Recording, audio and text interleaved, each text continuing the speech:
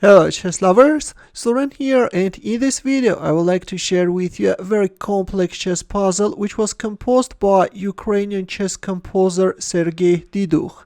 This was first published in 2008 in Ukrainian Problemist, and the task is to find the winning line for white. As you can see, we have a pawn endgame study where all 16 pawns are on the board, and I have to repeat again that this is a very hard puzzle to solve, and there are a lot of nuances which one should take into consideration when trying to find the winning line. So let's see how it goes. Already from the first move, white is choosing an under promotion.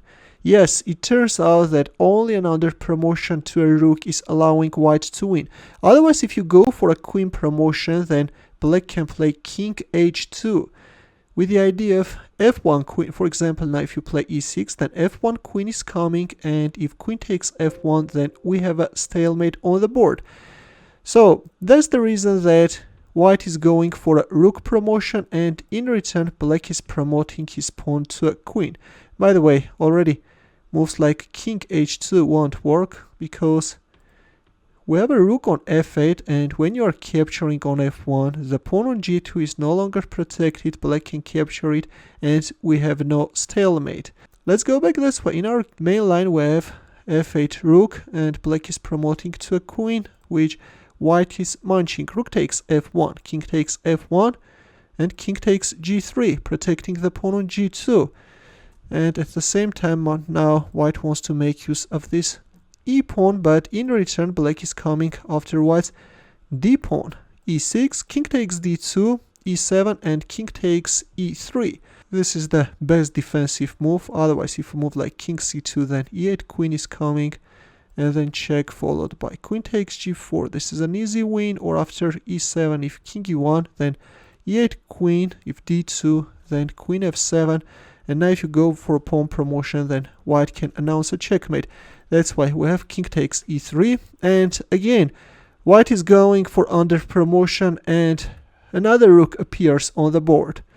Now look, if you go for a queen promotion, then after d2, queen d7, d1 queen, queen takes d1, again we have a stalemate.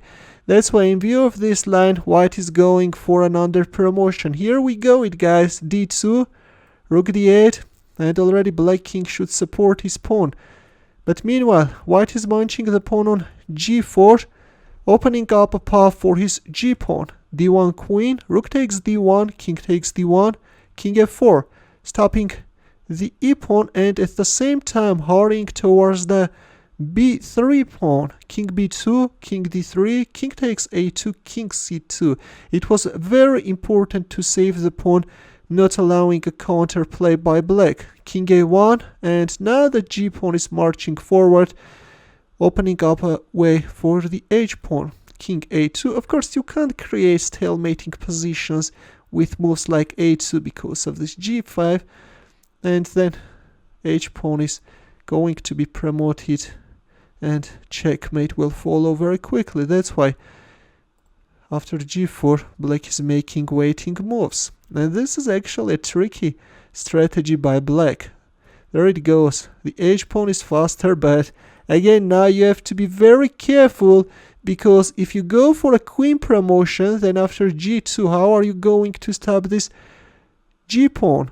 If queen h2, then g1 queen is coming, and after queen takes g1, we have a stalemate. Black has no more legal moves. And also, promoting the pawn to a rook won't work, because after g2, rook g8, g1 queen, rook takes g1, again we have a stalemate. So it turns out that the only piece which is allowing white to win in this position is a bishop, and this time white is going for a bishop promotion.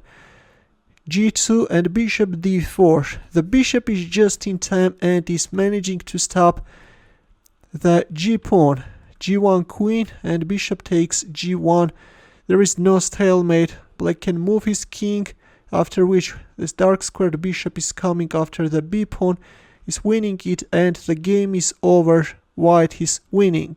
Just a magnificent endgame study, as I sidestepped the main line and showed some variations as well. That's why I would like to go through the main line once again without going through the variations. So let's just have a look at the main line. So white is going for a rook promotion and then is winning black queen.